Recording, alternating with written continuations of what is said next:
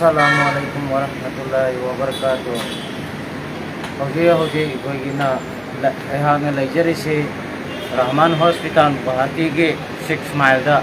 adugi mafam adudani hoji che koigi ngasi ge pung ungtin ge pung aniga makai taba matam sida hairiba Muhammad Samidur Rahman nasi OT ki damakta pusan khare adubu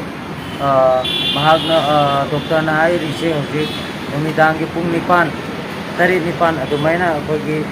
puthorkani na di hai adubu mayamna mahaki damakta dua to biyo aduga mahaki damakta mayamna mateng tengbang gi tengbang girakhiba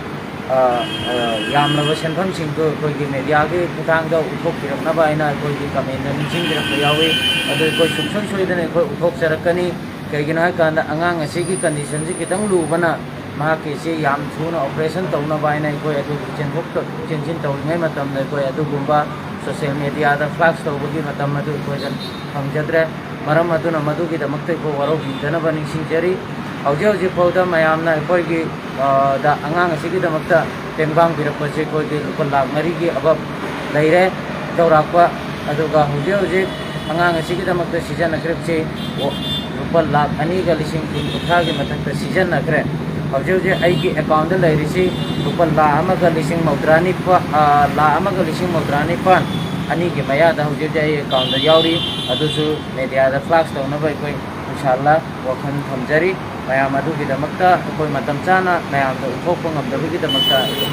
waro bidanaba sinjari hairiba Muhammad Samidur Rahman asi aujo koti da lairi maram aduna angang asi gi damakta dua to biyo aduga sanga da senthom asi